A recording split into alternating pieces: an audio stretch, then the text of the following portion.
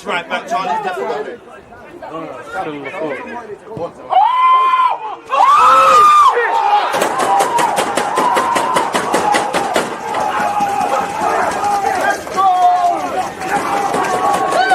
People deluded, I'm back again. Come on, Ian, man. Come on.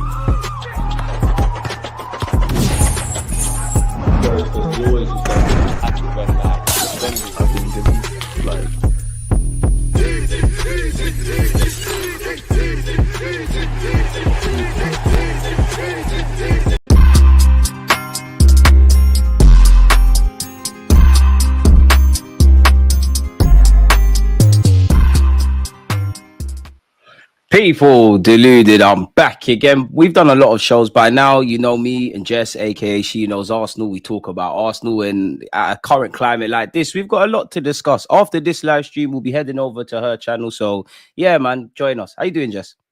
Can you hear me? Yeah, you're good. You're good. I can hear you. Okay, cool. Because I had like a bad technical difficulty the other day where I was talking for about 18 minutes and no one could hear me. So now I'm like very traumatized. You're losing it in your old age, auntie, man. Pick up the hair as well. It was definitely like user error as well. Like I was not late. I was right on time. Please. Let me try to slander you. You was on time, but on time's late. You meant to arrive 15 minutes early, man. Yeah, we have to set the standard. When's the last time you arrived 15 minutes early? I'll wait. Fair enough, man. Fair enough. You got me, Touche. Where do we start, man? There's a lot to discuss. You know what? Let's address the elephant in the room. How are you feeling about the current climate on the football pitch? Because, you know, me and you probably both agreed last time that the League Cup is our most realistic hope of winning the trophy. We lost 2-0. How are you feeling about Arsenal? How do you feel about the game, man? Let us know your thoughts. I mean, I respect your elders. So, I mean, I think obviously it feels like when it rains, it pours. And obviously when Arsenal are in a bad moment, the media definitely capitalizes on it. And so we're seeing like additional things come out from different angles and it's just not looking good. But from what we know and what we can see on the pitch outside of whatever the media are saying, it just doesn't look good. And Newcastle was always going to be difficult, especially since they're in probably the form of their season. This is the best that they've been all season. And we were missing Saka. But I just found the performance at home to be so, for a team that's meant to be in the ascendancy, meant to be in the title race, meant to be this, meant to be that, I was very disappointed in that performance. And Newcastle fans are louder than you at your own ground. The players, to be honest, that's like every team that visits the Emirates, to be fair, but you are right. The lack of clinical finishing, the softness of the goals that we conceded, it wasn't like it wasn't like I couldn't imagine them beating us at home. But I just hate how soft we looked. I hate that we have games every season that we look back on and we're like, wow, we really just let them come to our spot and bop us like that. Let Anthony Gordon do the Henry celebration. They violated us. It's embarrassing. And so I just, I'm going on shows and people are asking me about the future of the project and is it over? And I'm just like, I don't want to go overboard, but I don't think we're moving in a great direction. And we talked about the window over and over again. People are talking about. We're gonna get onto that. Don't worry, Jess. Yeah, it's not looking good. That's the only thing that I can really, I just don't see us turning it around. Like, I don't think we're going to St. James and getting 3 goals. I don't see us, this weekend is looking very suspect because we have to play Manchester United and they just social media derby. Yeah, you don't have to be that good to beat us at this stage. Like, we're not a tough team to play right now. When we're low, Arteta coached at 3-0, man, as they say. So yeah, we could be out of the FA Cup and the Carabao Cup in 1 week, and that's not where you want to be at. In a season where you're meant to win a trophy. The only other trophies that would be on for us would be the Premier League and the Champions League. Some fans would say, some fans like going out of competition so they can focus on the Premier Champs. Like, obviously, we're not happy to go out of the Champs, but where would you stand on that? I just think that's this bullshit. Like good teams can do multiple things at once. And the fact that there's always an angle for it to be good that we're not winning trophies. And There's we're always the contexts. one of the only teams or fan bases that I can think of that actively talk themselves into, well, not going for that is fine. We are like before the Newcastle game, we were 3 games away from winning our first trophy in 5 years. There's so much hard work had already been done. Obviously, you need to beat Newcastle and then whoever in the final. But to pretend that this is any sort of like positive or anything is just It's ridiculous. copium. Yeah, it's And copium. it's damn right lies. Yeah, and I don't care what the narrative of the club is never going to change off of a domestic trophy. But this group of players, I cannot reiterate it enough, need to know what it feels like to win. They are nearly men, they're bridesmaids, never brides. They're very much so like they need to know what it feels like to get it over the line. The longer they don't, the more likely it is that they will not do it. And so, yeah, it's not looking good. It's really not, and you have teams that just look more serious than we are, that are not meant to be anywhere near us. We talked a year ago, we're talking to Chelsea, we beating them 5-0. They've been bad in December, but they can easily put together a run. City are apparently 6. I don't look at the league table, but apparently 6 points off us. Yeah, Newcastle, are a team Great that big club. have gotten really close to us very quickly. We took 4 years to get into top 4. They took like a year, with their rebuild. We look very unserious right now. I'm worried about the future of whatever this project is, because I've seen, you've been an Arsenal fan for a long time. You've seen this before. You've seen us get really close and then not buy those 2 or 3 players, and then boom. Yes, the project's over. Yeah. I mean, yes, the project isn't over because it hasn't resulted in what I'm sure the club in their weird own way and Mikel Arteta in his weird old way of winning a trophy. But the projecting is done. Like, we've gone from being a mess to having some sort of stability. Now it's about crossing over that road to, as you've alluded to, Prems and champs, or at least if we're going to go out or lose in the semi-finals, not in the manner we did. As you were speaking and talking about the game, yeah, I zoned out. I zoned into what you're saying, but I zoned out in a sense of I removed the fact that you was talking about Newcastle. It's the same old things. It's the transfer market and the knock-on effect of that. We can sit here and say, some fans like to say Arteta coached the 3-0. You have to score 3 goals and you don't have to do much. Big up Newcastle. Can't praise them enough for what they did. Everything we didn't do, they did it. But they're playing better football than us. There's too much gaps, even like Isaac's role in the second, let alone the first one. We're allowing too many cheap goals. And I don't think us balanced Arsenal fans have been happy since the season started. There's been moments, PSG, the City draw, couple of occasions, but we've stagnated. We should have taken the 2022-23 attacking vibe, last season the defensive stability, marry that and bring in some quality. Now, I'm not against any of the summer signings, the permanent signings, but none of them have really pushed things. You can make a case of Lewis Skelly being a better option than Calafiori. Moreno is not getting ahead of Partey or Rice as long as they're here.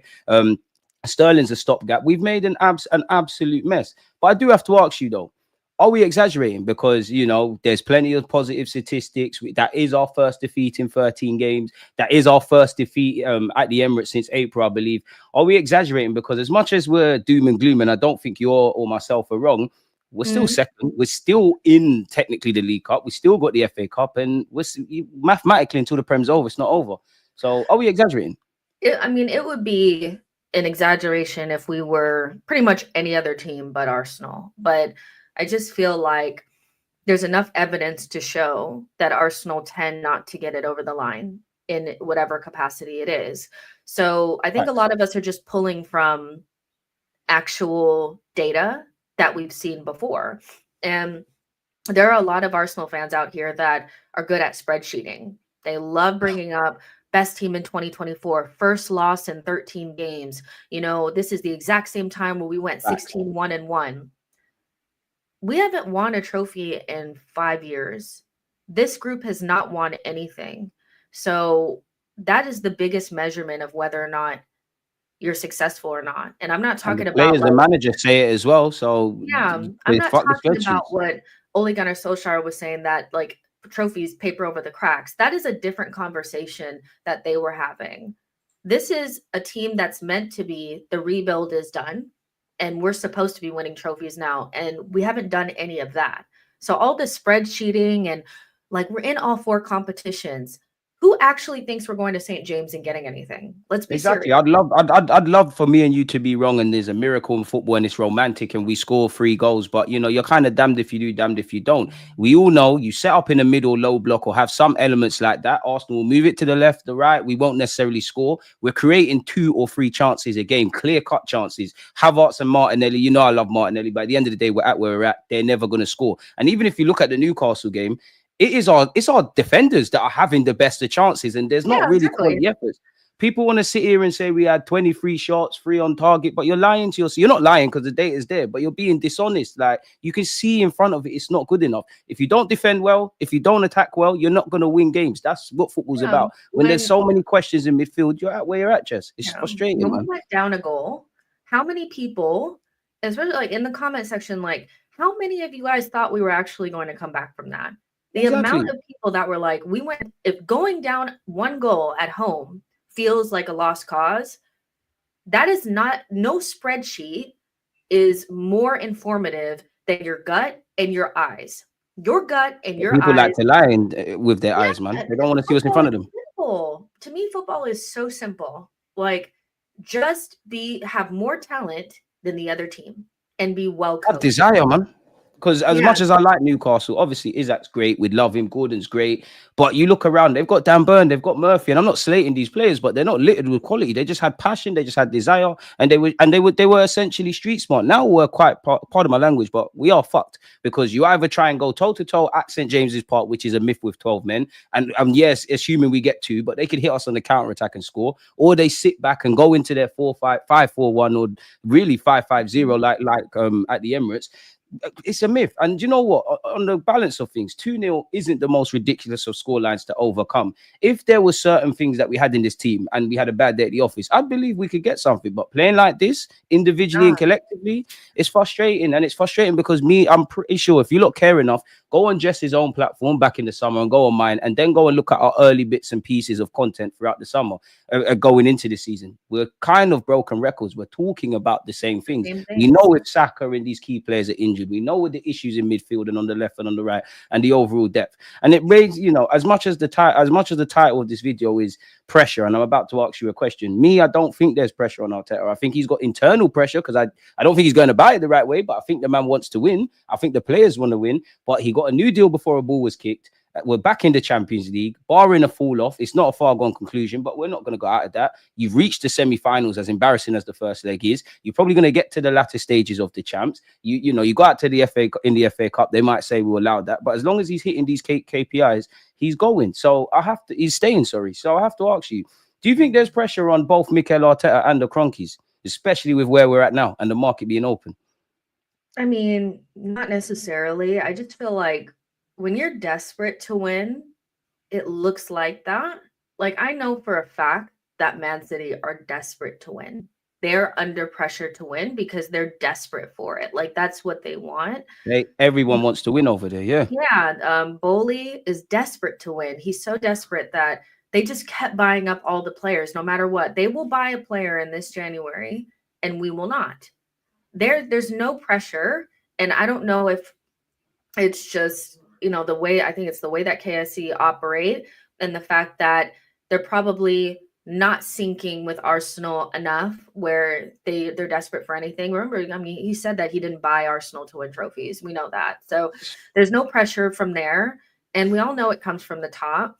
And the decisions that have been made by the Kroenkes in terms of the front room or the front office, everybody from, you know, up from Mikel and then, well, everybody above Mikel.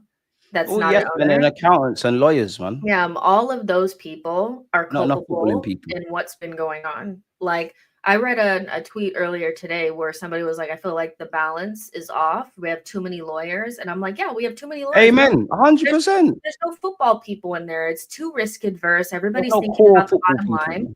And the Kroenkes want people in charge that feel their interests, which is to not spend any of their money and to stay self-sustainable. That's who they want in the seat. Edu was not a part of that. Edu was not on that, and I think that's ultimately why he ended up not staying. But I am very fearful of everybody that is involved and people that are coming in and being put We're in gonna get higher onto all of that. positions, because all of these people are fueling the Kroenke's interests. They're not being promoted and given new contracts because they're doing a good job and they're helping us win. They're getting new jobs and promotions because the Kroenkes feel confident that they're going to do what's necessary for them to get what they want. And what they want is not winning Premier League trophies. You can't, actions speak louder than words. They are not doing enough to want to. There should not be a single transfer window that goes by that we don't approve this team. There should not This be a manager single said we window have to maximize every window a couple of years ago. And as yeah. we've got some stability, he's kind of stopped with that conversation and been very blasé. So I don't know what's going on internally at Arsenal. Yeah, I don't know what's going on, but we're either skint, and they're lying, or they just don't give a shit. And I hope that we're skint, because I'd rather it be that than they just don't care. We ain't skin. For every PSR thing that we're walking a tightrope, there's also equal reports of we've got money to spend. Now we're Arsenal Football Club. We're not going to do what you've seen United do. We're not going to see what Chelsea have done, but we do need to act in the market. I don't even think signing players guarantees us saving our season, but at least the intention would be there, and it's not sustainable. You've got players down to there because above everything, above all the other criticisms I have in that game of Newcastle, I personally think we looked a bit flat. Like players look tired. We have to save ourselves. We've got games coming. We've got less players. It's not making sense. Slim handle. While I agree in that there is an overreaction generally when Arsenal lose, that's been a thing. I think that's in spite of. I think that's nonsense. I think that's a cop out. I think for balanced fans, you've seen this coming for one, and you're seeing the same old things whether we win, lose, or draw. That is our kryptonite in games. We've been crying for over a year now about low blocks, about Saka needing rest, and about having depth, about addressing midfielding on the left-hand side. On the face of it, we've got stability, and we know a million players ain't going to leave. But you can make a case of several players not being good enough, and us, at least for me, having to sign 3 players to improve that 11, even in the summer. I believe in Calafiori, but right now you're not necessarily a level raiser. Moreno definitely isn't that. Sterling defo isn't that. Yeah. Technically, we signed David Raya permanently, so it's complacency. I think Arsenal would like to win. I don't think they're dying to win. I don't think we maximize everything internally to put our best foot forward when you have external factors like City falling off, like on the face of it still being in 4 trophies. So it is really lip service, man, and things like that. But I have to ask you, how much, away from the obvious, how much do you question the players? Because, the market, all of these things, they're all factors, but they're the ones playing. They're the ones just like us. They're going to have to sit there in May, and it's another wasted season. I don't think they care about being the best team in 2024. I don't either. Honestly, and this is why, there's never any nuance in the conversation, and everybody wants to find one scapegoat. They want one scapegoat. It's either KSE, Mikel, Kai Havertz. It's one person. Not one person is involved, but they're all complicit, and nobody's doing enough. Those players need to look at I do not ever listen to them when they start talking about trophies, because every time it's time to win away at the Allianz Arena. Oh, is she still here? They lose, and they do it pathetically. Do you see what our guy Odegaard said before the game as well? Like, I'm not trying to throw Odegaard under a bus, but the way you was talking, you want to win a trophy. And you're our captain. I was really disappointed with Odegaard at Newcastle. I'll be honest, because you hid. You're not alone. I'm not scapegoating, but you hid. Yeah, go on, Jess. Go on, because I'm just gonna get mad. Yeah, they're just Arsenal are very good at the media. They're very good at actions speak much louder than words. And I'm not watching a team that wants to win. I always talk about soft factors. I always talk about body language, and people are always like, you can't read body language. Yes, you can. Yes, you can. You looked at a Newcastle team that looked like they wanted to get to that next round. They came to our spot and bopped us off the pitch. You cannot tell me that Arsenal. I'm not seeing people dying to win, piggybanking off what you said. We're not dying to win. Like, they're not leaving. I think the players want to win. I'm not accusing them of effort, but they're not dying.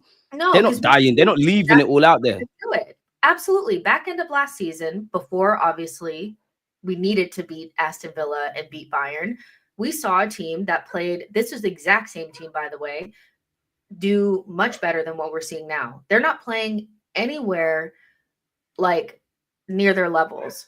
Because the minute the pressure's off, these lot will be putting balls in the back of the net and doing a madness. We've been Arsenal fans for a while now. Nameless is saying like something that popped into my head during that game against Newcastle. I love Odegaard, but when Declan Rice came in, I was like, this is the perfect opportunity to release Odegaard from some of this pressure. Because ever since Xhaka has been gone, Rice is creating more than Odegaard, which is a madness and down to the gaffer. He played like our captain. And if we remember, like back in 22-23, we all knew that Xhaka was pretty much the captain, but Odegaard was captain in name, because you can't make Xhaka captain because of everything that happened with Crystal Palace. Now, there's no surprise to me now that no Xhaka, from a footballing playing standpoint and an experience and personality standpoint, that Odegaard is crumbling under the pressure. And I know that Arsenal are not this type of team because they never do what's right, but I don't care if it hurts Odegaard's feelings. Take the captaincy away from him. I can't lie, I wouldn't strip him from the captaincy. I wouldn't have given it to him in the first place, but I just feel I would either strip him or name somebody else as the captain, like behind closed doors, and just let him wear it. Like I just think everyone's got to stand up to be kind. I agree with you, but I like, you look back at the Invincibles, you look at United, even when City were good, Chelsea were good. Yeah, you knew who had the armband, but if you didn't know what the armband meant on a football pitch, you had 11 out there. And I do think that we keep looking at one person to, not saying you, but there's always one person to change things. And that's where I asked you the question about the players, because I'm not seeing enough from the players. Even when I watched Arsenal versus Newcastle again, I would defensively, we switched off. But if you go and watch that game throughout 90 minutes, you can see Lewis Skelly, Gabriel, Saliba, David Raya, and Timber. Obviously, you've got to communicate on the football pitch, but the back 4 or 5 look nervous. It's like they're not knowing each other's roles. It's like we've regressed. It's jarring, Jess, man. Like, it's jarring. The goal that we conceded, the first one, was pathetic. Like, it really was. It was like it goes up as one of the top goals that we conceded this season that were really, really bad. And we've conceded some really bad ones. We've conceded a lot to just about. We'll be here all day, man. Some terrible goals. Ain't nobody scoring worldies against us, by the way. And people always say, oh, but it was only one chance. They only created one. So what? They switched on. This is football. Like, and it was just soft and lazy. And I'm just, at this stage, like, cheating themselves. We're doing like all of we're complicating things. You just need players with mentality that want to win, want to score goals, that are in those positions that change games, and you need to coach them to the best of your ability to get the best out of them. We're not doing any of those things. We have the quietest couple players in their actual positions. Yeah, we have the quietest guy in the room as our captain. We're carrying too many guys, man. We have freaking a bunch of attackers, and none of them are clinical, but we don't play a style of play that creates a shit ton of chances so that they can score the goal. Law of averages. Yeah, you're not getting Martinelli close enough to the goal on a regular basis. And he's shit as well. I love Martinelli, but he's shit in the final third. Havertz is shit in the final third. Jesus is shit in the final third. Sterling, we ain't seen you, but you're shit in the final third. The maths isn't making sense. And this is why I said on your platform and mine, I don't have any sympathy for Mikel Arteta and the recruitment staff. It purely in the backdrop of what we're facing with injuries and all of these kind of things. I feel sorry for the teammates, but we signed up for this when we didn't sign any game changers, if not necessarily the stars, the Kuduses, the Isaacs, just someone. Because fans want to sit here and tell me, oh, there was no one on the market. Who was there to get? Really, to be in this scenario, there wasn't anyone. It's either negligence, incompetence, naivety, or stupidity, or all of it. There's always good players. I really want fans to get out of this idea that just because Arsenal tell you that there's no one doesn't mean that literally Man City. Because in the summer we'll be waffling about some players that we ain't talking about right now. They're fixing their summer problem. They got rid of Julian Alvarez and realized that they needed that player in their team, and they haven't even let a full season go by before they rectify that situation. Not even a full season go by. We have not bought a striker, and we've let that go by for multiple seasons. We're unserious. Spurs will buy somebody. Villa's going to buy somebody. They're in talks to get they're already getting Mullen. I don't want him, but they're in talks. No, it's the intention. They're going about fixing their issues is what Jess is alluding to, if you're misunderstanding. They're going to get Bino Gittins, who's a player that we could use right now. A quick, tricky winger that scores some goals. We can use that right now. Arsenal telling you guys there's no players is an excuse. They don't want to buy anybody. 2 weeks in a row, our youngest players have been look like head and shoulders above everyone. It's not on. Why are we still talking about Nico Williams? If you don't have, he's no cheaper. We wouldn't have any content to make if the Nico Williams league stopped, man. We need to count our blessings, just man. He's no cheaper than he was last summer. Same release clause, same wages. Why are we still talking about him? If you don't have the money now, when are you gonna have it? Havertz was playing right wing to go to this comment. That's what finished me in the Newcastle game. Not even the fact that Havertz is there. The tallest man in the attack is crossing it for the shortest man in the attack. Like, I'm not a genius. I haven't managed like Mikel Arteta, and it's easy for me to criticize. But it's Arsenal not making needs sense. to get freaking serious for 1 second. Exactly. Like, I want to see you guys be desperate to win. And you know what? And I think we talked about this before. If we went out there and we bought the striker and we bought the left wing and we did all the right things and we just missed out to a better Liverpool, I can stomach that over us not trying. I can stomach that. Like, I can stomach losing to a better team. But right now, we're not even anywhere near where we should be. Ourselves. Yeah. Yes, you're right, because you don't have to be great to beat us. Like, fair enough. If you don't, 9 times out of 10, when we've dropped points, and I'm not trying to discredit Newcastle twice now, Brighton for their draw. Whenever we've dropped points, you just have to be competent. You know you're going to get chances. We can waffle about a team having one chance and taking that one chance, but football's about fine margins. That's what we kept hearing towards the back of last season and this season. It's fine margins. It's fine margins that are going to make the maximum gains. You've heard Jess talk about depth. You've heard her talk about striker. You've heard her talking about mentality. These are all some of the controllables we could have controlled internally, and we didn't, and we're paying for it. Fix the roof while the sun is shining. If not, when winter time comes, your house is fucked, innit? It is. Because this is why this illusion of stability is not here now. It's jarring. We've only beat like 2 teams in the top 10. I know I saw a stat earlier today that said either 1 or 2 teams in the top 10. I think it was, yeah, like, do you guys know how insane that is? To not be able to be in the top 10? We're meant to be as a title contender. And when I say title contender, we're in second, but we're not really like, we're having conversations of whether or not we're in it or not. We're really potentially 9 points behind Liverpool. And that's the issue, because there's still something to salvage. And we look at all what we've talking about, and we've been speaking about it since the start of the year, man. Season. We really need to like be serious. I think some people are very clouded and want to pretend like everything is perfect. It's not all bad, because like you said, we're still in all 4 competitions. Arsenal could get their shit together in January. There's a positive base. The statistics about being the best team in all of this, I like it, but it's about getting over the line. The manager said it himself. And again, 20 years from now, you know, when I've got kids and grandkids and all of that stuff, I'm not going to say, oh, in the 2024-25 season, statistically what's that? There's no days out at Wembley. We're cheating ourselves. The only thing we're consistent in as a football club now is disappointing ourselves. The only consistency I've really seen this season at a push is from corners or the merchandise, which is bloody amazing. And I want to ask Jess a question. And I want to ask you lot this as well. When you deep it, of course, throughout a season, like we've played 20 games in the Prem, however many in all comps, right?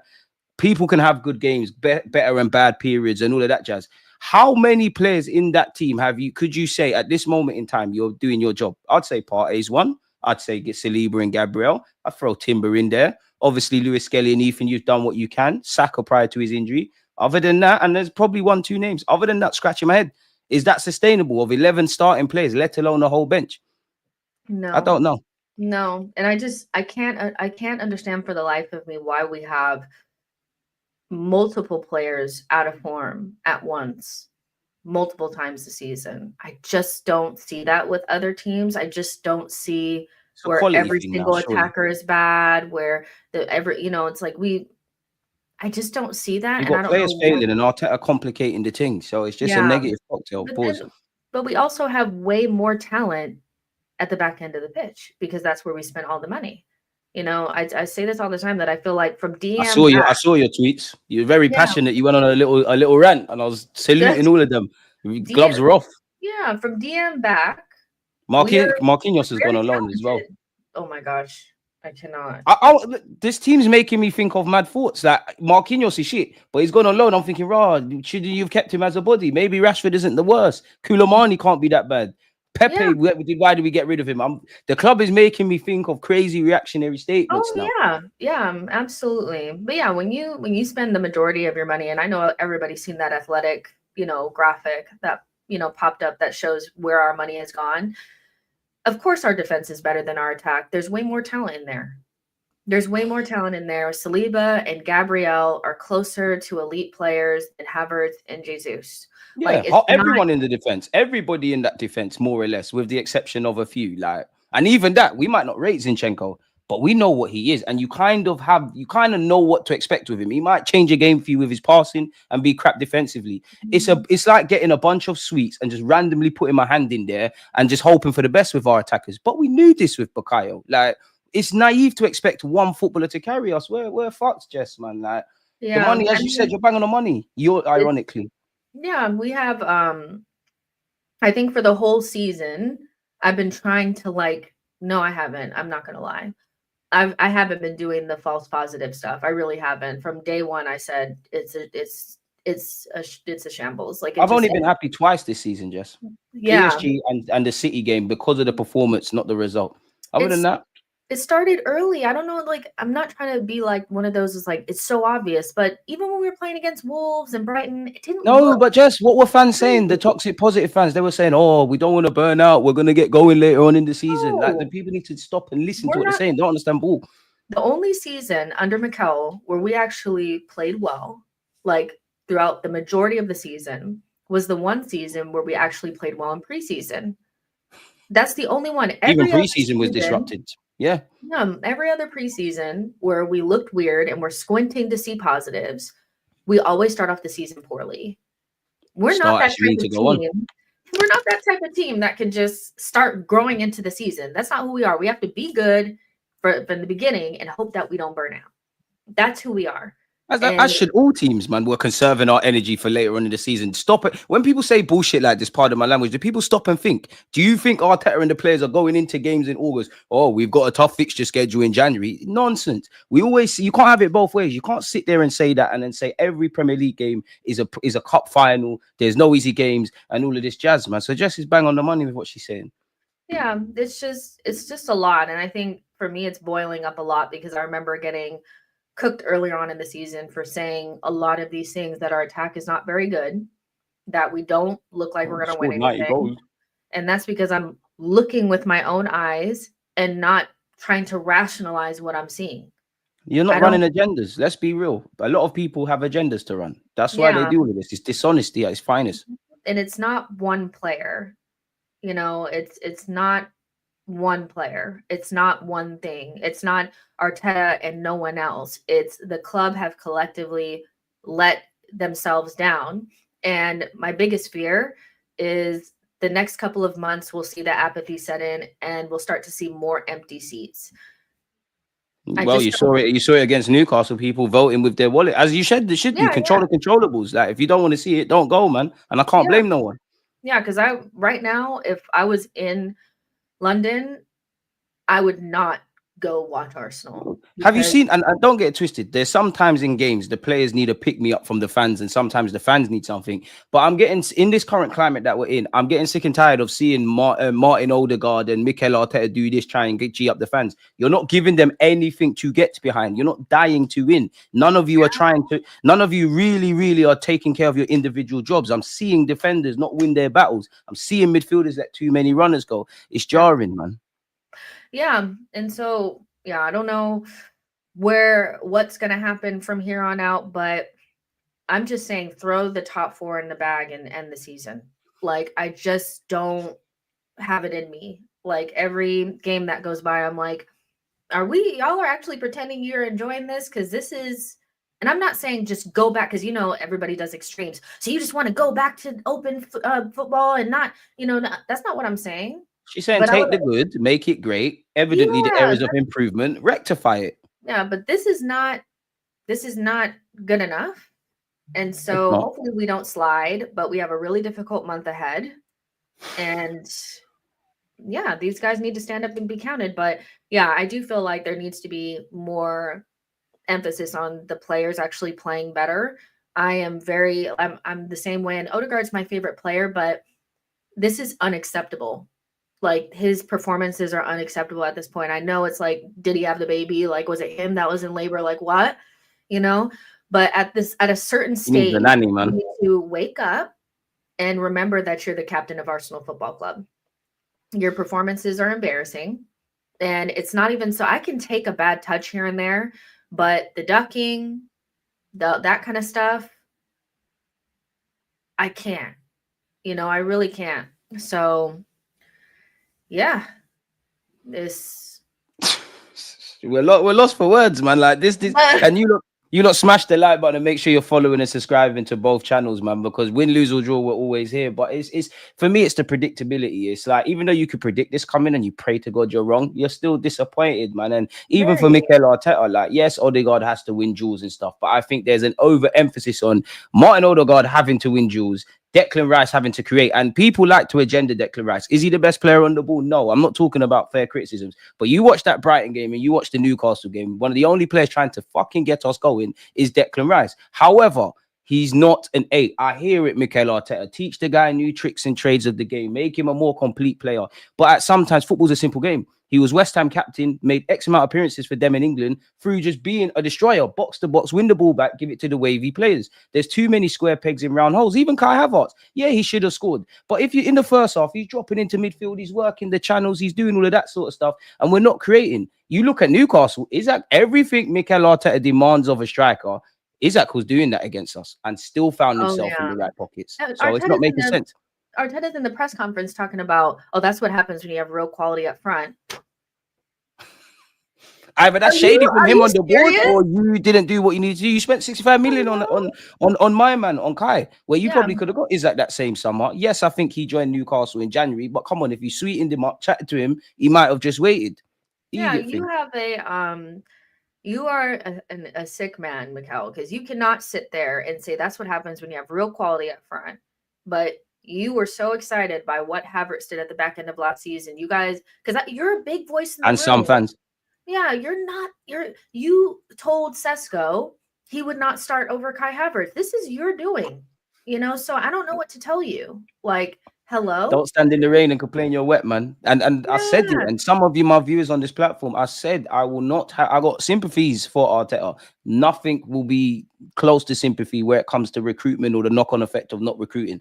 We finished 2 points off City. Did we go into this season looking like we've raised the levels, like we can turn defeats into draws into victory? No, we didn't. It's all hoping. It's all hoping the form continues. It's all hoping players at the back end of last season continue. It's hoping we get a clean run in terms of a season. You need to look at football like life. Of course, you hope that you'll never be in any financial struggles, but one thing you can do is make sure you save your pennies so that if something happens, you're right.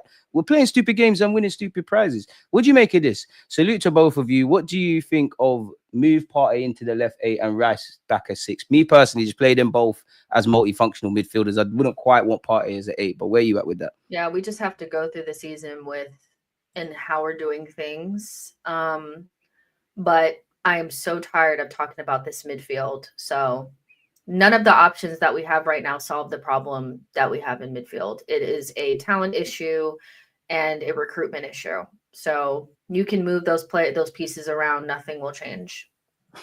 This is what I'm saying. It's just they need more quality. Like the one couple players that saves us have been injured. Ethan saved us for 2 minutes. He's got injured again. Well, yeah, like it's just a shit show. It's all a mess. I tried to click that comment, and this is not my platform, but I was trying to click that comment, that AMD comment. Exclamation point. Where is he? Arteta kept Eddie Nketiah for multiple seasons, gave him that big ass contract, and then so many people said that was good, by the way. Giving him that big ass contract and trying to Arteta backs his coaching too much. He thought that give the man the deal, but when it comes clear to sell him an upgrade like the summer, do that. Do that. Why are we keeping Eddie Nketiah again? Like, we should have sold him years ago. He backs his coaching too much. He thought he was going to change Eddie into something special, and he couldn't. He thought he was going to change Havertz into something special. He thinks he can make Declan Rice into Iniesta. Just buy good attacking players that already play in those positions. Because it's like you've done all the hard work. You've done all the hard work. Just now you need to stop galaxy braining, get some better players, as just said, and just play good football. Like, for me, I like the fact that it goes side to side. It's unsustainable to attack from minute 0 to minute 90, but we don't go up a notch. We don't switch it up. We can't. It's either we can't because of the recruitment, or Mikel Arteta stubborn in his own ways. And of course, I'm reaching a bit, but when you deep it, yeah, how many times when we've been on the back foot in games have you seen, if the new signings are on the bench, how many times have they come on? Probably scratching your head. I know I was against Newcastle. Not saying Moreno should have come on because he's not going to help us, but it's an absolute farce, man. Farce of what we're doing, man.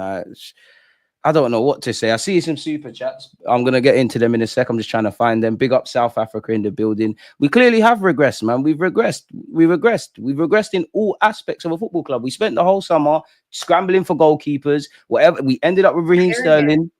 Even Moreno and Fingy's deals, it took forever. Yeah, we're arrogant. We're too good for Gyökeres. We're too good for Osimhen. We're too good for all these guys. We're going to wait it out for Isak. But the money is too big. So, hello? Forget about it, man. We're not doing that.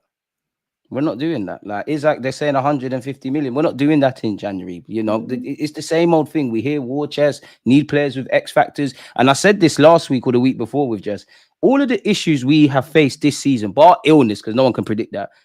We knew these were coming. We haven't, all the issues, we haven't learned this season. In these 20 games, we've been saying it. One love for the super chat, AMD. Our failure is multifaceted. KSC have turned this club into an effing marketing and modeling agency focused only on the bottom line. Unfortunately, that seems to be the case. What's the thinking behind this? I thought we really wanted to win things. Is it Kvaratskhelia to PSG? Yeah. Really? Why can't we put our hat in the ring? Would you take KK, as I call him? I would, but his metrics don't look like it'd be the right fit, but I would do it. Yeah, of course. I would, like, at this stage, again, I think we're really arrogant, like, as a club, and like at a certain point, like, our fan base has become really arrogant as well. They find any reason to write off a player that walks into our 11. It's gives me the ick more than anything. What about Kai Havertz? He's not going to play. Yeah, we have to have I hate to do this, but I was talking to somebody in a group chat that literally said, well, don't you think we could buy Isak and then put him on the wing and start Havertz in center forward? When I almost threw my phone up against the wall. You guys, Havertz at best is a squad player for us. If you were to buy an Isak type player, he instantly starts. If you buy Osimhen, he starts. If you buy Gyökeres, he starts. He starts. Like, what are you saying? Our team, and I think to a certain extent, the club overrate this team and these players. I think 100%. They sit around and say 91 goals last season. Arteta's talking about all the records that we broke. Well, the one record that we didn't break was winning a damn trophy. And so none of these players should be safe except for Saka and Saliba. There's a handful. Yeah, there's like a handful of players that I feel like are safe. You know, at this stage, I'm just like, we're carrying too many guys. Yeah, and if you're like, oh, we're too good for this player and Nico Williams, I'm not sure if I want to give him £300,000 a week. And you guys are highest earner, by the way, to give Kai Havertz that big ass contract and Chelsea 65 million for a player that we shouldn't even been in for. But if we were, we should have bought him for like 30 million. You guys overspent for him. Like, as much as I know some people are tired of the Kai Havertz conversation, I just cannot not like think that was one of the worst decisions that we made as a club. Yeah, because of the knock-on effect now. Yeah, the knock-on effect. Havertz played well for us at the back end of last season, and that cannot be refuted. In fact, I like Havertz. I think he's a nice guy that works hard and all those types of things. Puts in a shift a lot more than some of the players that we were probably more fond of, if I'm honest. But yeah, come on now. It was just it's horrendous. And the doubling down from Mikel past this has been a disgrace. Like, come on. He's our highest paid player, but you guys don't want to pay for, you guys wanted Havertz, but you're too good for Osimhen. And I don't even want Osimhen like that, but we cannot be that arrogant at this stage because you're not getting Isak. You're not. Exactly. You're not. Like, I don't know what to tell you. So, what do you make of this? With all this said, can we come to the conclusion that the rebuild has been overrated? Still look like we need to spend another 300 million or even in attack and midfield with 0 trophies to show. For me, I don't think it's been overrated because my expectations have been on the floor. Like I just think we've got back, and there's something to like about us. You know, you look at how teams set up against us; they do give us a lot of respect. Where I would agree and say it's overrated is because for all of the stats, for all of the good stuff, as just said, not won a trophy, and it's not me trying to catch the club out. Arteta, Odegaard, Saliba, Saka, all of them say it's not nice to finish second. We want to win a trophy. I implore everybody to remember what the manager and what the captain said after the Everton game, the last game of the season. Where are you at with that, Jess? Yeah, I think the rebuild, I would say it's slightly overrated just because beyond challenging in the Premier League, we really haven't done much beyond that. We haven't been in any finals. You know, it's not like we're beating down the door for trophies. We just almost won the Premier League once. You know, so I do think to a certain extent it is because my expectations are a lot higher. But if we had just done what we needed to do in that first summer after we first challenged, this could have been a fabulous rebuild. This could have been special, but football moves quickly. You got complacent, man. Yeah, it moves quickly. And I think, you know, people that are saying like boys saying like it's a top 4 rebuild, it's starting to feel that way. Like as soon as they thought that we were a top 4 team secured, they stopped spending. And that's not a good sign because I don't know if and this may be maybe KSC's problem is that they don't understand football, but there's so much money in the Premier League now that genuinely there are about 6 or 7 teams that could be in the top 4 at the end of the season. Forest, they could be in it. Newcastle, Villa, you know, all these teams are Fulham. And teams below us and that will finish below us are playing better football. That's why, to go back to what Theo said about KSE, somebody said, and Jess said it, it's multifaceted. You can't just blame that. Teams are looking better coached. Players that, you know, respectfully to Jacob Murphy. Jacob Murphy's not the big, you know, he's doing his thing. He's not amazing. Why are they able to play like that? It's the invention and the intention of their manager and how galvanized the players are. It's square pegs in round holes. And when you break down this squad, it does need, I think it needs about 2-3 players to the immediate starting 11. And then you need the depth. Now, if Arteta left at the end of the season, I wouldn't cry because I support Arsenal. I don't think he's done enough for me to back you. I'm not quite at that sacking him, even though there are evident reasons for you to be sacked and whatnot. But I do want to ask you this, Jess. At what point do we have to try something? Because many people will say sack Mikel Arteta. Obviously, we both know the next manager is going to have to rebuild the squad. He might want different players and all of that sort of jazz, right? And that doesn't guarantee success. Obviously, with Mikel Arteta, there is a reality where he can win us a trophy. But if we keep going like this, because of the fear to not sign another manager, we're in issue. So at what point do we truly have to look at it and say, yeah, thank you, time to go? I mean, it should have been a real possibility last season, in my opinion. But it was like, no, you just can't sack the manager.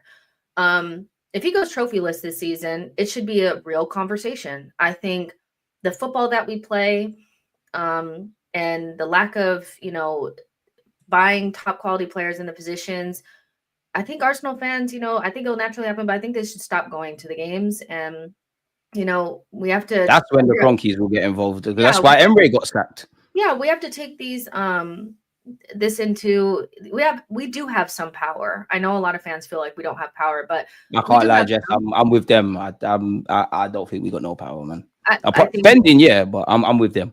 If we don't go to games, yeah, they'll start to think about things. Yeah, but know, Jess, they're not going to do that. And for every one of our fans that don't want to go to a game, 10 are going to go for it. Yeah, you've tried to get Arsenal tickets when you've been here. It's a madness. Yeah, well, to me, there's a big difference between we don't have power or we're not willing to do what's necessary to get it done. I think it's more that than anything. We do have power. My whole thing is just like there's too many people in this fan base that feel like he's the only guy on this planet that could have gotten us into top 4. Jess, I've told you before, they fancy Mikel Arteta. There's a lot to like about. They fancy him. Mikel Arteta. If all else fails, I promise you, pause on all of this. Star only fans. There's a big section of Arsenal fans that will subscribe to it. They like him. He saved my life. Like, just sucking him off like Tiana Trump. Like, it's just like, I love the guy, but you have to hold him to high standards if you rate him that much. If he doesn't win anything this season, I would like to move in a different direction. So that's, you guys know how I feel about it. I'm not in love with Mikel. I have no attachment to him the way that a lot of other people do, so. And I have to hold myself accountable, Jess, because just as you said that, I'm with you in that. I would love to at the end of the season, God forbid if I say that because we got a chance, if we don't win a trophy, to sit Mikel Arteta down and think about what we need to do. And I'm gonna sound like a hypocrite, but a part of me would be on sacking him, but a part of me wouldn't. Not that it's an overreaction to sack him, but a part of me wouldn't necessarily go for it. Because this is why I think Arteta's cool, because it's the halfway house. There's like 5 positives, 5 shaky things, and then we're just going to keep doing this again and again. I know we don't make the decisions, but for me to say sack Arteta, I'd have to have a manager lined up. Like, I don't know if you're going to succeed, but I have a willingness that you're going to get over the line. But as we both know, and I'm going to get onto it in a second, Arteta's influence has been growing year in, year out in the boardroom, and it's growing a lot more. When you make yourself more and more important to an organization, the knock-on effect is crazy. He's in I believe in the KSE's eyes, he's their Arsene Wenger. Yeah. And if he is going to be that, he needs David Dean. And that's to me, that's just the illness of the club. I just think that the best structure, it was a better structure when Emery was here, and Emery was not the right coach, but that's the direction we needed to move in. We needed to have a top quality technical director, because I'm sorry, there's Edu and Arteta could never, ever recruit the level of players that Sven Mislintat and Francis Cachagao did. Ever. That's true. Since those players left, or since those people have left, I don't know what our transfer strategy is, but it's like, get the most obvious overpriced player that you possibly could. You're doing Declan Rice dirty, man. Big him up. I love Declan, but he's a very obvious signing. I love him down, though. So it's like you had the technical director, the head of that was really, really good at their job. You had a CEO, and you had the coach. And Emery was not the right coach, but we needed to keep that structure. Going back to the Arsene Wenger structure without Arsene Wenger is a failure. Like, it's just not Wenger, because he didn't even have a structure. And even that, like, what was the point of hounding out Arsene Wenger? And on top of that, and it's making me think, I don't think you can blame KSC for everything, because while I can question their ambition and all of that stuff, at the end of the day, I can't blame them for why we finished 2 points off the trophy last year. Yeah. The season before that, great, or the mess we've had now. But it's a thing where, like, Arteta kind of fumbled the summer. But I wanted to say, and I can't find the comment, I'm trying to look. Boy said it there. It's like, if we sack him, you still have to deal with the owners. So it's like, what's really going to change if you get rid of Arteta and call this ex-manager, he's our guy, he's the one we truly believe is going to change our fortunes? Surely you're damned if you do, damned if you don't, because ultimately we're always going to fall short then. Yeah, I would just say that, like, I know that a lot of fans have, oh, well, what's going to change if we still have the owners? Then what's the difference? I feel like my thing would be, well, what's working or what we're doing now isn't working. Exactly. So I'd rather keep switching it up. And you just never know if we got in a manager that got us over the line. Because again, we're still like a striker and a midfielder away from. Yeah, it's not all doom and gloom per se. Yeah. So if you get a manager that could just put this together and just has more experience, if they nick a Premier League or they nick a couple trophies, that might be the wake-up call that KSC. It's funny when you Americans say nick, but you're right. We should have nicked it last year. Do you not even say it like that? Is that an American thing, like nick? No, but when I feel like I speak to people like. Yeah, no, I hear that. I threw you off. That threw me off. I was like, wait, what? Yeah. Like, sometimes I'm like, oh, I shouldn't be saying this, but no, man, you can say it. I just find it funny.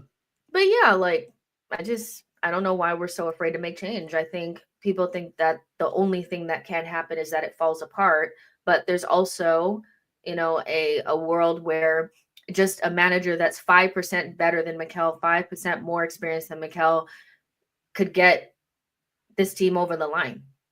That's the thing. Yes, that's the thing, Jess. It's like Arteta. I do think you're, in many ways, from a coaching aspect, you're admirable. I actually quite think you're a genius. I actually applaud you for a lot of what you've done. I applaud you for getting us to this point, and I won't forget. But at the end of the day, it's about now.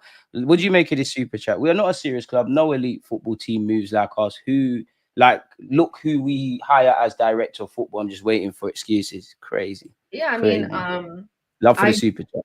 I don't think we're serious. I think that I agree Shout with out, that. go away, man.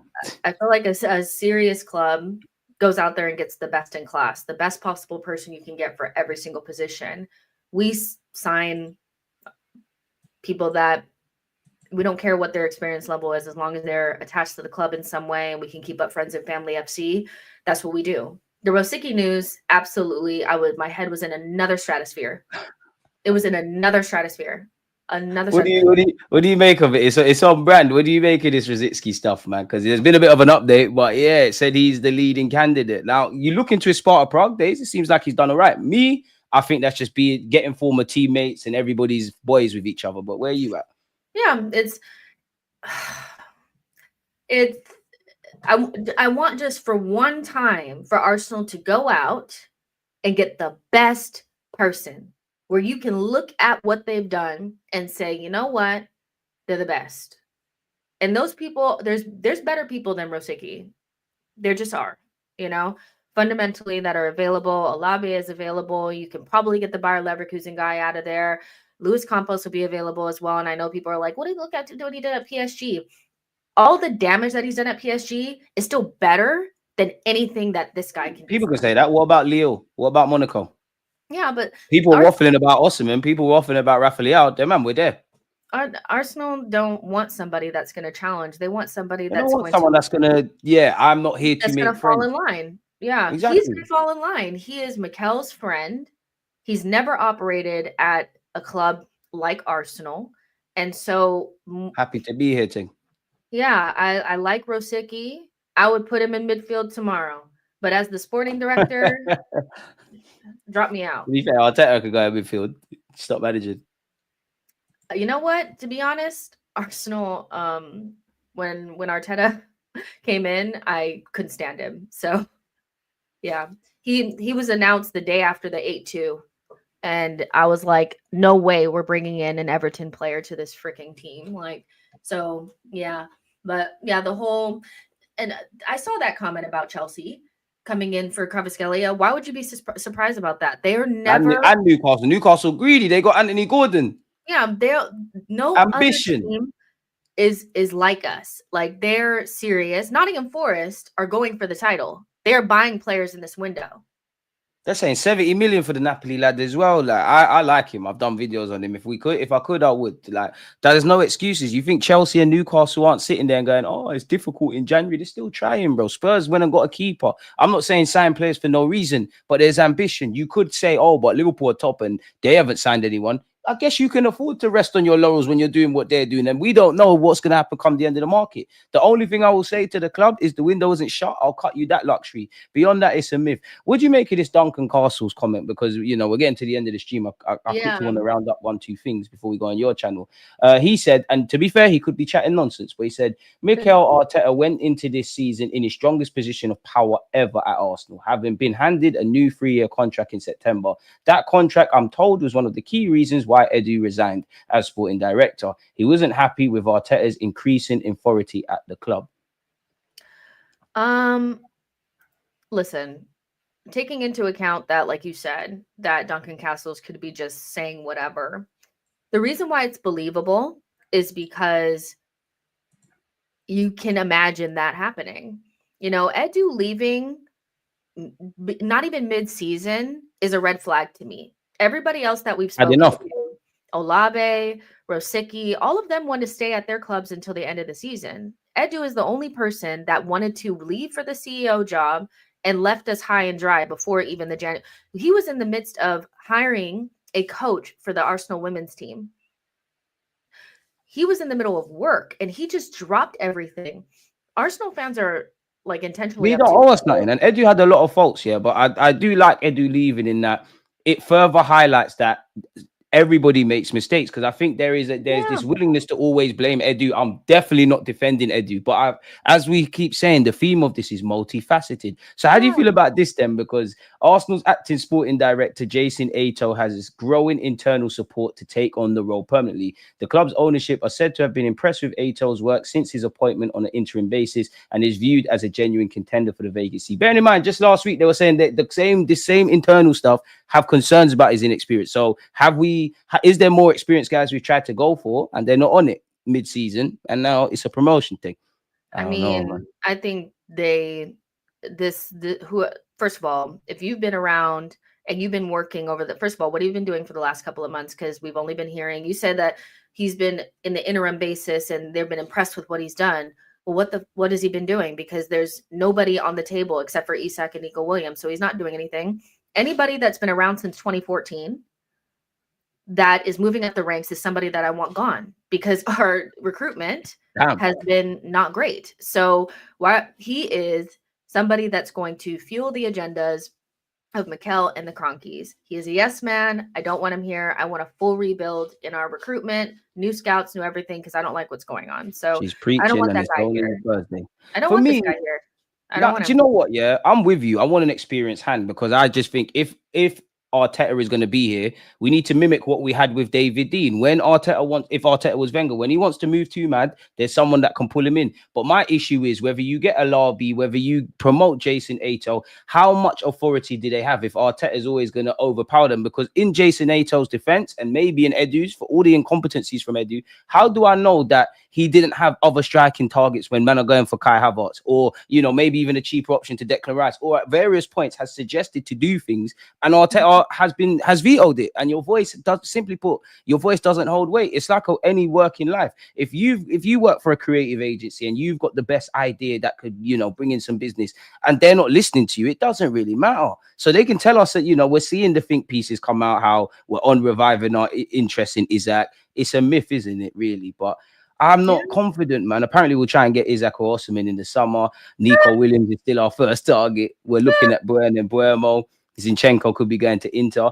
Crucially, though, on the final thing, that'd be a good move for him. I'm not letting Zinchenko go in January. I can't lie. We ain't got no bodies, man. But I wouldn't cry. My last thing I want to touch on, because we're going to her channel, we're overrunning.